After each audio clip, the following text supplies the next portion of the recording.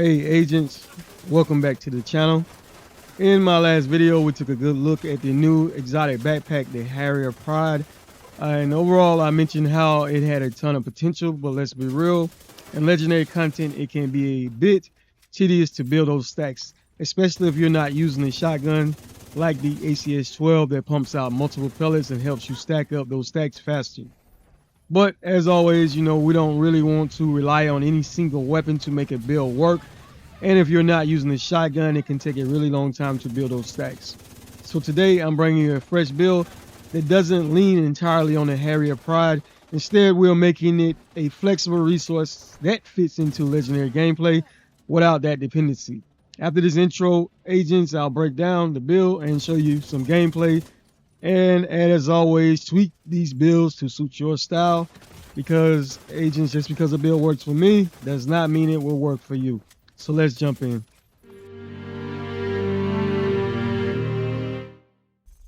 So agents, in the build today, we will be using the St. Elmo's engine. This gun is very easy to obtain because it does drop in the general loot pool, and there are multiple ways you can obtain this exotic weapon. Overall, it is one of my favorite weapons because it has a large magazine size.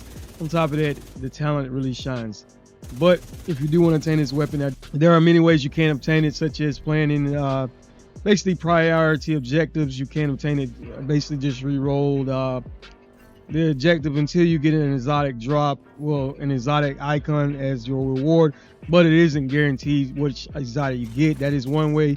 Now you can play in the countdown as well. Just set your target or loot to assault rifles, and you will have a chance of getting in a drop there. And also there are other areas in the game, such as the summit, which you can set your target or loot to assault rifles as well. The higher level of difficulty you play it on, the greater chance you can obtain it. And also retaliations as well. You do have a chance of at least getting the blueprint to craft this weapon to be able to obtain it. But overall, it is amazing assault rifle in Division 2. Now, with that being said, there is an event currently going on as me recording this video called Ambush, where you can get those stars, and you can use those stars as well to purchase exotics as well. So that is another way you can obtain this weapon for those of you who may be new to this game and don't have it. And again, as me recording this video, agents, there is currently one day and 16 hours to be able to obtain these weapons, and make sure you spend those stars as well. But with that being said, again, this is the start of the show will be the St. Elmo's engine, but in this build you will see that both of our weapons will play a big part in the gameplay. This gun is fully maxed out with a weapon expertise of 30%, so keep that in mind if your weapon expertise isn't at least 30%. The core attributes are fully maxed out, and I do recommend you roll that third talent to damage the target out of cover. The weapon handling is amazing on this gun. It's one reason why I do enjoy using this weapon. And the talent is what truly shines though. The talent is called Actim S. Shooting the enemy with this weapon will get 1 stack. At 100 stacks, the next magazine will be 100% filled with shock ammo. That is great for crowd control. The mods that come in this gun you cannot change, so keep that in mind. Now, the secondary weapon, agents use that weapon you prefer. I do enjoy the black market T821 because it comes with a high base damage. As far as the gun is fully maxed out as well, with a weapon expertise of 30%. And again, I do recommend you roll that third talent to damage the target out of cover if it is not rolled with that attribute on it. But damage to armor will work great as well. All right, the talent that works great on this gun, in my opinion, is called Strain. You gain 10% critical hit damage for every 0.5 seconds you're firing. This stacks up to 5 times, so at max stacks, that is 50% increase in critical hit damage. The mods I do have is a 10% critical hit damage, plus 20 rounds and 5% critical hit chance mods. The sidearm, agents, is the quick step pistol. The primary reason we're using this weapon is that talent. It's called Sport Mode. You gain 20% increase in movement speed, but the bonus does not stack with any other movement speed bonuses. So we do have the Hiller Guard mask on, which is the name mask, which is called Chill Out mask. And this mask is great because it gives you an extra slot. But for the core attribute, well, one piece do give you 5% increase in total armor. And the core attribute, we do have an armor core with a 6% critical hit chance attribute and 12% protection from elite mods on this mask. For the chest piece, we are using one piece of the unit alloy, which is the name chest, the equalizer, and it automatically one piece gives you 5% increase in rate of fire. For the core attribute, we do have an armor core. And again, those attributes, we have a 6% critical hit chance, plus a 10% explosive resistance, which is great in legendary content, with a 12% protection from elite mod. Also, agents, the talent is what truly shines. It's called perfect ability rate, and critical hits increase total weapon damage by 1% for 10 seconds. The stacks at the 24th time, so it max stack, that is 24% increase in weapon damage. So agents, for the holster, the knee pads, and the gloves, we will be utilizing the improvised gear set, which can be crafted at the crafting table. Now, with these gear pieces, you will see that we will have the same. Everything will be the same. The core attribute will be armor on all 3 pieces, and the attributes will be a 6% critical hit chance, a 12% critical hit damage, and each one will also have a protection from elite mod on it as well. So that is the main thing in this build. We want as much protection from elite as possible to help, since this build does not have any armor back on the kill or regen. Now, for the backpack, we are using the Harrier Pride exotic backpack. If you're new and you want to obtain this item, you can obtain it on the seasonal track at level 41. But I did obtain this item before even reaching that through the seasonal caches. It comes with all 3 cores, that is weapon, armor, and skill, and we do have a 12% protection from elite mod on it. Now, the talent is what truly shines. It's called rebalance, and basically getting kills or hits to enemies 3 times builds red stack. Each stack provides 0.5% increase in weapon damage. Now, that is getting hits or kills. Now, getting hit 3 times builds up blue stacks, and each blue stack will provide 0.5% damage resistance. So you're getting damage resistance and weapon damage.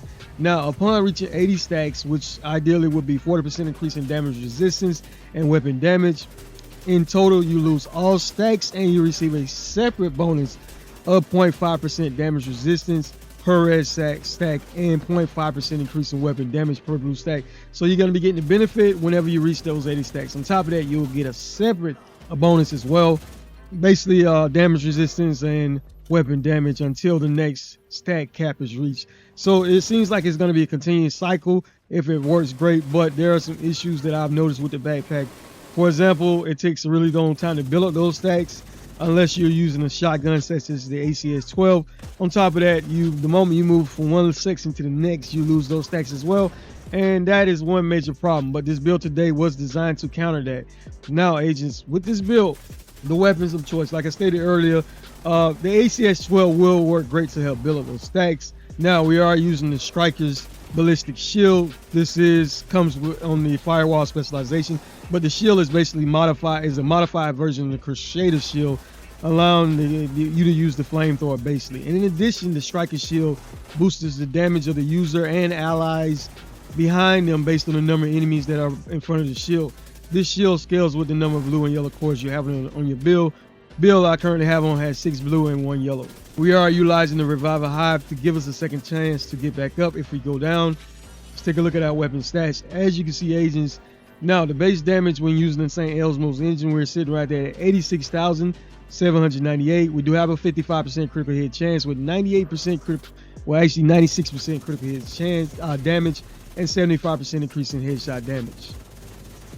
When using the Black Market T821, we do have a critical hit chance of 60% and 91% critical hit damage and 70% increase in headshot damage. Keep in mind, I would like to increase that critical hit damage a lot more, definitely over 100%, but as of right now, this is the amount of critical hit damage I do have on the build. Let's take a look at the armor. This build has a lot of armor, so that's great for surviving any content in this game. We do have 1,961,157 armor. We don't have any armor on the kill or armor regeneration, so we're relying heavily on that damage resistance and the protection from elite mods. We do have a little bit of health on kill at 108,900. Now, I forgot to show this, but we do have a 80% protection from elite on this build, so that is great for playing legendary content. Now, again, we are using the firewall specialization. Some passives that come is you do get 30% health on the kill. Overall, that's a great passive. And your armor kits are amazing as well. Your armor kit recovers 200% of your armor and health. This is the only kit in the game that repairs both, but keep in mind it does take it is a 10-second process to heal your armor and your health. Now, again, this is the only class specialization where you will have access to the Striker's shield. which gives you damage. It increases in damage based on the number of enemies that are in front of the shield, and your teammates also will benefit from that as well. And again, it scales with the number of blue and yellow cores on your build. So like I stated earlier, allies deal 10% increase in damage to enemies that are within 10 meters of you. So if they are within 10 meters of you, they will be doing an additional 10% increase in weapon damage as well. And another thing that is amazing is on armor break, you apply burn to enemies that are within 5 meters of you, but it does not work in PvP.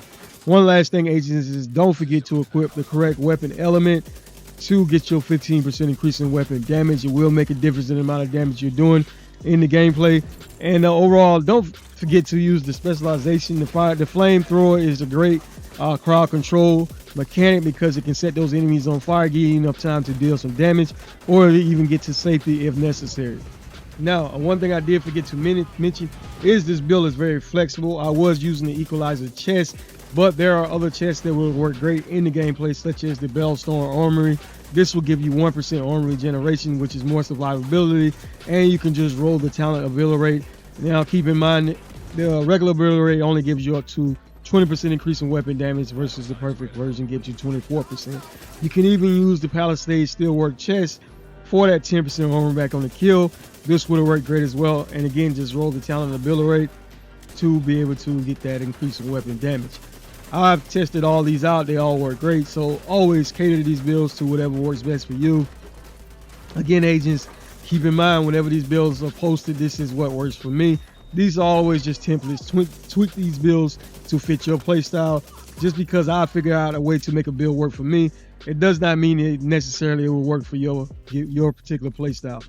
With that being said, agents, I do appreciate each and every one of you for your valued time and continued support.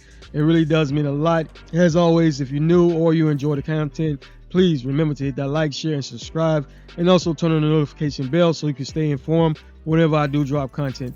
One other factor that I do want to mention, agents, is that your weapon expertise and your watch level do play a part in the gameplay. The max level, your watch level needs to be at least 1,000 to have all those passes unlocked. It will make a difference in the amount of damage you're doing, and that your weapon expertise as well. You can get up to 30% additional weapon damage when you do have that expertise to at least 30%. One other thing I did forget to mention is that in the gameplay, there are no global or seasonal modifiers activated whatsoever. As always, agents, stay strong, stay sharp. Dwerewolf out.